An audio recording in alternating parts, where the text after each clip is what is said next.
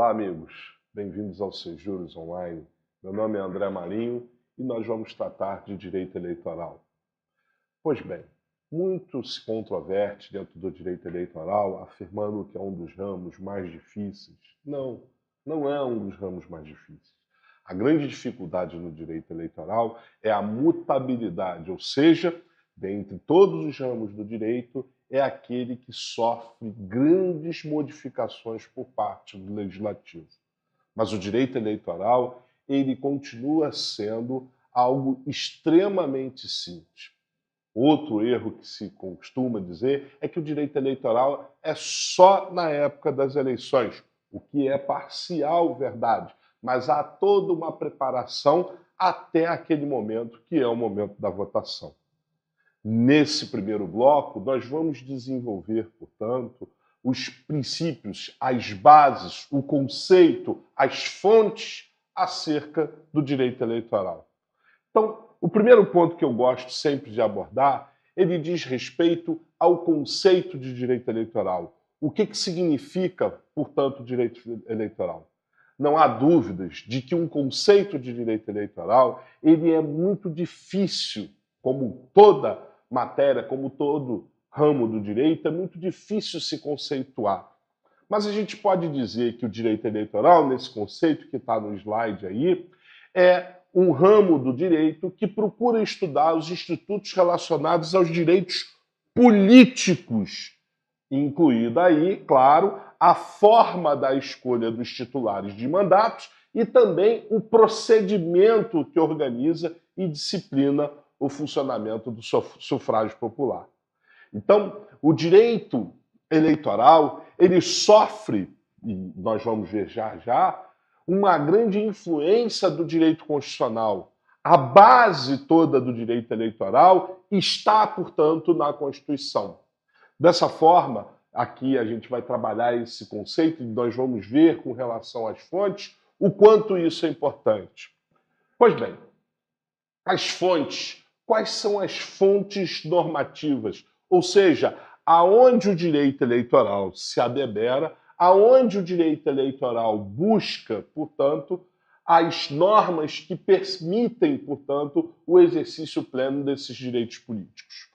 Basicamente, os editais de concurso público sempre pedem as mesmas matérias, ou seja, o Código Eleitoral, a Lei 9.504, a Lei 9.096, a Lei Complementar 64/90 e ainda uma resolução extremamente importante, que é a 21.538 de 2003. Essa resolução, ela trata, portanto, do alistamento do eleitor. É uma resolução que você, que vai desenvolver suas atividades junto a uma serventia, junto a uma zona eleitoral, vai utilizar com grande frequência, que é, portanto, proceder ao alistamento dos eleitores. Então, no slide aqui, eu coloquei de forma bem clara que, inegavelmente, a fonte principal, a fonte mais importante é a Constituição. A partir do artigo 14, entre os artigos 14 e 17, nós temos, portanto, os direitos políticos. Definição, portanto, desses direitos políticos. E é claro que em outros dispositivos nós vamos também falar do direito eleitoral, como é o caso do artigo 58 da Constituição, o funcionamento parlamentar, a questão da fidelidade partidária, que houve, portanto, uma resolução do TSE, a 22.610, que, com a reforma política da 13.165 do ano passado, 2015, criou aí uma flexibilização no que se refere às regras, né, da fidelidade partidária. Então, a Constituição, ela é cheia de normas, ela possui diversos artigos, não só o 14 e 17, que falam, portanto, dos direitos políticos. Outras normas, outros textos dentro da Constituição também falam desses direitos políticos. Isso não é raro de acontecer. Quando você estuda direito constitucional, você sabe muito bem que os direitos fundamentais, as garantias fundamentais, elas não estão só no artigo 5º. Existem outros textos, outras normas fora do artigo 5º que são consideradas, portanto, direitos e garantias fundamentais. Um exemplo são as normas de caráter tributário, alguma das normas de caráter tributário. Então, é importante que você tenha em mente isso daqui. E um dos pontos mais importantes dentro do direito eleitoral é o poder normativo que detém o Tribunal Superior Eleitoral. Diferentemente dos demais órgãos jurisdicionais, a Justiça Eleitoral ela tem uma característica bem interessante. Ela pode e deve expedir resoluções, e essas resoluções vão disciplinar o funcionamento de eleições. Eles regulamentam, portanto, a aplicação da lei. Como você está acostumado a estudar no direito administrativo, você deve se lembrar disso, você tem o chamado decreto regulamentar, previsto no artigo 84, inciso 4 da Constituição. Ele estabelece que o presidente da República, competência essa exclusiva, ele pode, portanto, ou melhor, ele deve expedir decretos para explicitar a aplicação da norma. Aqui, a norma eleitoral ela é explicitada não pelo presidente da República, mas pelo Tribunal Superior Eleitoral. O Supremo Tribunal Federal, instado a se manifestar sobre essa matéria, já afirmou a constitucionalidade desses dispositivos, que é o artigo 1º, o inciso 20, o artigo 1º do Código Eleitoral, e aí também tem no artigo 23 o inciso 18, né, que tratam desse poder regulamentar da Justiça Eleitoral. Então a Justiça Eleitoral vai expedir normas regulamentando, né, todo esse processo eleitoral. Basta, e nós vamos analisar mais à frente, que a Justiça Eleitoral, no caso específico o Tribunal Superior Eleitoral, ele divulga o calendário eleitoral, uma resolução. Que resolução é essa? Ao invés de você ficar fazendo conta tem lá, prazo para o registro, tantos dias, prazo para filiação, prazo para desincompatibilização. Ela traz, portanto, diversos prazos. O que o TSE faz? Ele divulga, um ano antes da data da eleição, do pleito, um calendário eleitoral, onde ele já estabelece, dia tal, último dia para registro de candidaturas. Dia tal, último dia para propaganda no rádio e na televisão. Então ele já coloca, portanto, o dia da semana, a data correta que deve ser observada. E isso é o quê? É a Justiça Eleitoral exercendo, portanto, seu dever, a sua atividade de regulamentar, normatizar as eleições. Então, meus amigos, não se esqueçam desse ponto no que se refere à Justiça Eleitoral, o poder que ela tem, o poder normativo de editar normas que, portanto, vão regularizar, normatizar o que estabelece a lei eleitoral.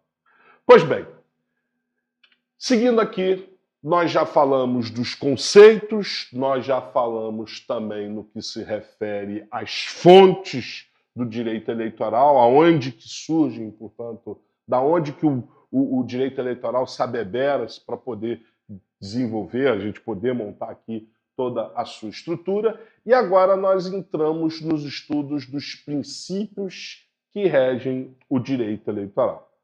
Antes de nós entrarmos no estudo desse direito eleitoral, na verdade, dos princípios do direito eleitoral, é preciso nós termos uma ideia bem interessante. Você já estudou em direito constitucional, o Brasil é uma república, a República Federativa do Brasil é um Estado democrático de direito. E daí surge a primeira expressão, Estado democrático de direito, democracia. A democracia, essa palavra democracia, vou me permitir aqui até sublinhar no slide, ela vem, a origem etimológica dela é do grego. Demos é povo e kratos é poder. Então é o poder do povo. Nós podemos analisar de forma muito clara o parágrafo único do artigo 1º da Constituição. Quando ele fala no artigo 1º da República Federativa do Brasil, ele tem um parágrafo único E esse parágrafo único diz o que você conhece.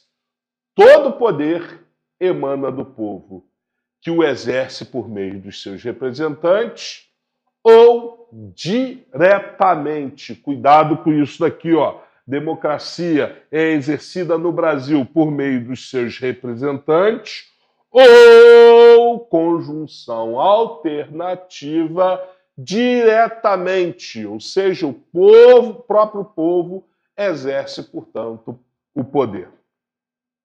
Pois bem, essa ideia de democracia é importante que nós não podemos nos esquecer que não é a vontade da maioria. A minoria, ela deve ser ouvida. Já já você vai entender isso. A democracia não é porque a maioria deseja, né? É preciso que haja respeito sempre à lei. Por isso que nós falamos lá, Estado democrático de direito. Esse de direito significa muita coisa. Então não pode, numa democracia, só prevalecer a vontade da maioria. Eu tenho certeza, e você já está acostumado porque estudou em direito constitucional, nós temos lá a questão da pena de morte. Se fizermos hoje um plebiscito no Brasil, em 2016, para saber se o povo quer ou não a pena de morte para determinados crimes, você não tem a dúvida de que o povo vai votar favoravelmente. E aí você vai falar assim, mas André, é o poder do povo. O poder do povo, todo poder emana do povo, sim, mas nem mesmo o povo tem um poder ilimitado. Ele deve respeitar as regras jurídicas, as regras estabelecidas pela própria Constituição. O próprio artigo 5º da Constituição estabelece lá, né? E como vocês bem sabem, o artigo 5º ele não pode ser objeto de supressão de direitos e garantias fundamentais nos termos do artigo 60, parágrafo 4º. Então ele estabelece lá, de forma muito clara, que não se admite a pena de morte em tempos de paz. Ou seja, a leitura que deve ser feita é que eu só tenho pena de morte nos tempos de guerra. E eu não tenho dúvidas que, se fizerem um plebiscito, vão, consequentemente, aprovar a possibilidade de pena de morte em tempo de paz. Ora, por causa da violência que nós vivemos hoje nas nossas cidades, isso com certeza seria aprovado. Ora, veja que a própria Constituição estabelece uma limitação ao povo aqui no artigo 5º e no artigo 60, parágrafo 4º. Nem mesmo o povo querendo pode modificar. Então eu tenho que respeitar, na verdade, as minorias, eu tenho que respeitar o Estado democrático de direito, eu tenho que permitir de forma bem clara, né, o exercício dos direitos, mas eu não posso violar os direitos daquelas minorias por uma eventual maioria, por uma eventual situação. Tá claro? Bem, vamos falar das democracias. Pois bem, então, os princípios do direito eleitoral, nós temos aqui a questão relativa à democracia. E quando a gente fala de democracia, eu vou dirigir uma pergunta a você que o examinador gosta muito de pegar no seu pé nos concursos para os TREs. Qual é essa pergunta? Vejam lá no slide. Qual é a democracia que nós temos? Nós temos uma democracia direta, uma democracia representativa ou indireta, ou nós temos uma democracia semidireta ou mista? Eu tenho certeza que você que não está muito acostumado, e pelo que leu do parágrafo único do artigo 1º da Constituição, pelo que você conhece que o voto é direto, você tem a tendência de querer responder a letra A. E aí eu diria para você, olha, está completamente errada a sua questão. A resposta correta neste caso é a letra C. A nossa democracia é semidireta ou mista. André, o que é a democracia direta? Está dizendo que o voto aqui é direto. É verdade. O voto no Brasil ele é direto. Ele é direto para a escolha dos nossos representantes. Então, é claro que nossos representantes, nos termos do que estabelece o artigo 1º, parágrafo único, volte lá, leia ele de novo, ele diz que todo poder emana do povo, que será exercido pelos seus representantes, e eu ressaltei, ou através, diretamente, pelo próprio povo. Então, no Brasil, nós temos, sem sombra de dúvida, as escolhas dos nossos representantes, tanto para os parlamentos, né? Quando eu digo parlamento, é o parlamento no âmbito da União, Congresso Nacional, as assembleias legislativas, né? E as câmaras de vereadores, sem esquecer a Câmara Legislativa que está presente no Distrito Federal. Mas no Brasil, nós temos instrumentos em que o povo se manifesta diretamente. Quais são esses instrumentos? Eu vou até falar deles. A iniciativa popular de lei. A iniciativa popular de lei é um desses instrumentos em que o povo se manifesta diretamente.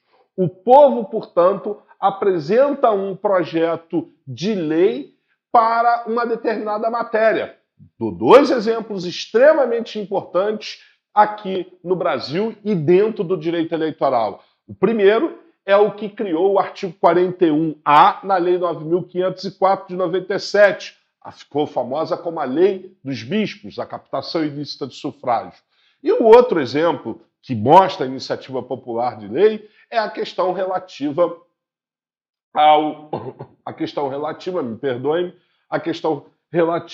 também à lei da ficha limpa, que houve alteração da Lei Complementar 64 de 1990 e introduziu outras causas de inelegibilidade. Notem, portanto, que em algumas situações o povo, portanto, vai se manifestar diretamente. Temos também, vou tratar dele também, o plebiscito e o referendo, que são formas de participação direta do povo nos destinos da nação. Ele não delega aos seus representantes. É o povo diretamente que se manifesta, como foi o caso do referendo das armas de fogo. Vamos proibir ou não a comercialização de armas de fogo. Então, no Brasil, diferentemente do voto, o voto esse é direto, claro, mas a nossa democracia, ela é semidireta, ela é ou mista. Por quê? Porque eu manifesto através dos representantes, como só ocorrer, é comum que isso ocorra, ou se faz essa manifestação através diretamente do povo, o povo que faz necessariamente essa escolha. Então é importante vocês sempre entenderem qual tipo de democracia que nós temos. Pois bem, quais são os princípios que regem o direito eleitoral? São vários princípios. Eu vou tratar aqui de alguns, não os autores controvertem sobre a existência desses princípios. Eu destaco esses princípios que são os princípios, ao meu ver, os principais, são aqueles que são exigidos geralmente nas provas. Quais são esses princípios? O primeiro dele, que está aí no slide para você, é o princípio da lisura das eleições. Há pouco falei do artigo 41A da Lei 9.504, que foi introduzido pela Lei 9.840 de 1999. Gosto sempre de destacar do artigo 41A que ele é fruto de iniciativa popular. Significa dizer, houve, portanto, a colheita de assinaturas encaminhada, portanto, ao Congresso Nacional e ele resultou na aprovação da captação ilícita de sufrágio. Pois bem, uma eleição, não basta o sujeito ganhar a eleição pela quantidade de votos. É fundamental que esse eleito ele tenha observado as regras legais, ele não tenha abusado do poder econômico ou do poder político. Se você for lá na Constituição, no artigo 14, parágrafo 9º, você vai ver que isso é vedado. Eu não posso abusar do poder político e do poder econômico, sob pena de violar a lisura das eleições. Uma das situações mais comuns que, lamentavelmente, nós temos no Brasil, e é uma defesa, lamentavelmente, dos péssimos candidatos, é essa. Eu ganhei na urna e querem me tirar no tapetão. Não se trata, isso não é futebol. É preciso que deixe isso bem claro. Na verdade, o princípio da lisura das eleições é de que a disputa deve ser igualitária, deve ser justa. Se alguém, na disputa, abusou abusou politicamente ou economicamente, é óbvio que esse alguém desequilibrou a disputa. Você consegue imaginar, portanto, que um candidato à reeleição para um cargo de prefeito possa utilizar da máquina pública? Ora, ele vai desequilibrar a disputa. Ele vai ter muito mais vantagem do que aquele que não é o atual detentor do mandato.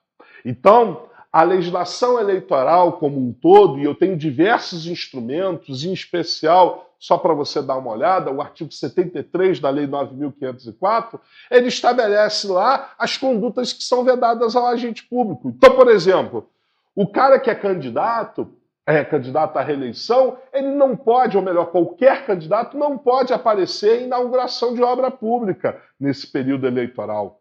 É um dos exemplos. Se o cara apresenta um programa de televisão, durante a campanha eleitoral, ele não pode apresentar o programa de televisão, porque senão você vai ter o desequilíbrio dessa disputa. É importante sempre você ter em mente isso. E nós temos instrumentos específicos que nós vamos estudar mais nos outros blocos, mais ao final desses blocos, que são as ações, como é o caso da ação de investigação judicial eleitoral, que tem por objetivo combater o abuso do poder econômico, o abuso do poder político. Nós temos a AIME, a ação de impugnação, mandato eletivo, que também tem a mesma finalidade. Então, a eleição ela tem que ser disputada, deve ser ganha, dentro das regras do jogo. Não se admite o desequilíbrio nessa disputa por qualquer um dos candidatos. Pois bem, outro princípio, o chamado princípio da celeridade. André, pelo amor de Deus, você mesmo já colocou aí o artigo 5º, inciso 78 da Constituição, que fala da duração razoável do processo, né, aos litigantes em processo administrativo e judicial, né, são assegurados a duração razoável do processo, ou seja, o processo tem que ter uma duração rápida. Não. Duração razoável do processo é que o processo dure aquele tempo que seja adequado à hipótese. Na justiça eleitoral, nós temos necessariamente a observância da celeridade. Vejam que eu citei aqui alguns dispositivos para você acompanhar. É o caso do artigo 22, que fala da ação de investigação judicial eleitoral, os artigos 169, 259, que estabelecem prazos exíguos aos juízes, aqueles que trabalham, portanto, junto da Justiça Eleitoral, e, finalmente, o artigo 345, que o retardo, portanto, na divulgação de determinados boletins pode gerar a consequência de um crime eleitoral. Por que nós temos o princípio da celeridade? Ora, os mandatos têm tempo certo.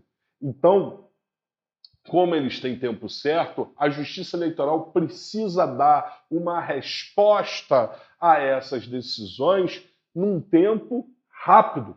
Só para vocês terem ideia, e eu falo para muitos aqui que até mesmo já advogam, no processo eleitoral, né, vocês sabem, no processo civil, o prazo é contado em dias úteis, né, com a mudança da lei, né, o novo Código de Processo Civil.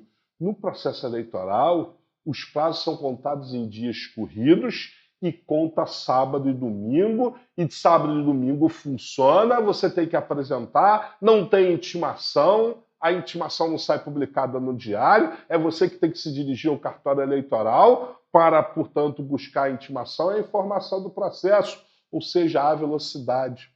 O juiz tem que decidir no prazo estabelecido na lei. Se ele não decidir no prazo estabelecido na lei, ele sofre consequências seríssimas. Ele não pode ficar demorando com os processos eleitorais.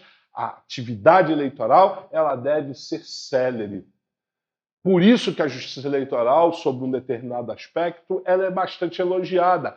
Ainda eu tenho algumas dificuldades, é claro, porque quando há recursos, esses recursos vão para as instâncias superiores, mas as instâncias superiores também devem observar a celeridade. O problema é a quantidade de recursos que devem ser decididos.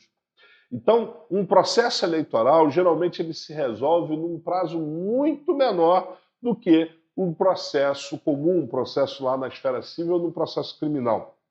Então, não se esqueçam, o que norteia, um dos princípios que norteiam essa atividade eleitoral é o princípio da celeridade. Princípio da anualidade. Esse é um princípio importantíssimo. Ele está disciplinado no artigo 16 da Constituição. E esse princípio, ele é tão importante que ele é dirigido tanto ao legislador, ou seja, no momento em que ele vai elaborar a lei, quanto ao exegeta, ou seja, aquele que interpreta a legislação eleitoral. Eu coloquei aqui um julgado proferido num recurso extraordinário, 637-485 da relatoria do ministro Gilmar Mendes. E olha só, eu vou pedir para você acompanhar a leitura comigo da importância desse julgado, do entendimento do Supremo Tribunal Federal acerca do princípio da anualidade. Você vai pegar o artigo 16 da Constituição, você vai ver aí, ele diz que a lei que altera o processo eleitoral só pode entrar, só tem vigor a partir de 1 ano antes da eleição. Olha só o que ele diz. As mudanças radicais na interpretação da Constituição devem ser acompanhadas da devida e cuidadosa reflexão sobre as consequências, tendo em vista o postulado da segurança jurídica. Não só a Corte Constitucional, mas também o Tribunal, que exerce o papel de órgão de cúpula da Justiça Eleitoral, ou seja, o Tribunal Superior Eleitoral, devem adotar cautelas por ocasião das chamadas viragens jurisprudenciais na interpretação dos preceitos constitucionais que dizem respeito aos direitos políticos e ao processo eleitoral. Não se pode deixar de considerar o peculiar caráter normativo dos atos judiciais emanados do TSE, que regem todo o processo eleitoral. Mudanças na jurisprudência eleitoral, portanto, têm efeitos normativos diretos sobre os pleitos eleitorais, com sérias repercussões sobre os direitos fundamentais dos cidadãos, eleitores e candidatos, e partidos políticos. No âmbito eleitoral, a segurança jurídica assume a sua face de princípio da confiança para proteger a estabilização das expectativas de todos aqueles que, de alguma forma, participam dos prédios eleitorais. Notem, o que estabelece o artigo 16? Que a lei não pode, portanto, alterar o processo eleitoral. Da mesma forma, eu não posso esquecer de que a interpretação por parte do tribunal, ela também deve observar essa segurança jurídica, ou seja, ela não pode ter uma mudança, não pode ter uma mudança imediata, sem que eu tenha uma preparação. Então, na própria interpretação da lei, o tribunal pode modular os efeitos para estabelecer, olha, eu estou mudando a jurisprudência, mas nesse caso específico eu tenho que mudar essa jurisprudência para o futuro. Não posso mudar de urgência, sob pena de violar o que estabelece o artigo 16 da Constituição. Pois bem, dessa forma, nós temos aqui o princípio da anualidade e que, repito, ele deve ser dirigido expressamente tanto ao legislador quanto ao exegeta. Não posso jamais esquecer essa questão. Trago uma outra decisão do Supremo Tribunal Federal acerca do princípio da anualidade, para vocês entenderem a importância do tema do artigo 16. Olha só o que ele diz. Foi em 2006, a lei da mini-reforma eleitoral, uma das mini-reformas eleitorais existentes. Então, se alegava o seguinte, olha, houve violação do artigo 16 da lei da mini-reforma. E o que o Supremo entendeu? Entendeu que nesse caso específico não havia, olha só, a palavra-chave está aqui, ó, inexistência da alteração do processo eleitoral. Então, cuidado, o artigo 16, ele não admite a mudança relativa ao procedimento, processo eleitoral ou dos direitos políticos. Mas não há impedimento que eu faça a aprovação, mesmo anterior a 1 ano, mesmo não obedecendo o prazo de 1 ano do artigo 16, se isso não alterar o processo eleitoral. Então, qual era a disputa que se entendia aqui? Na época, o Supremo Tribunal Federal, o relator foi o ministro Ricardo Lewandowski, se entendia acerca da constitucionalidade ou inconstitucionalidade da mini-reforma que estabeleceu, portanto, a proibição de pesquisas eleitorais. Então, o que o Supremo entendeu? Não pode proibir pesquisa eleitoral. E essa interpretação que eu estou fazendo, ela não altera o processo eleitoral. Se ela não altera o processo eleitoral, eu posso, desde logo, já aplicar essa regra. Então, o princípio da anualidade, ele veio, portanto, nesse bojo, nessa situação, nessa criação aqui, de forma bem clara, do artigo 16. Tá bom? Então, nesse bloco, a gente fica por aqui. No próximo, eu vou continuar a falar do princípio da anualidade e terminar acerca da sua importância dentro do direito eleitoral.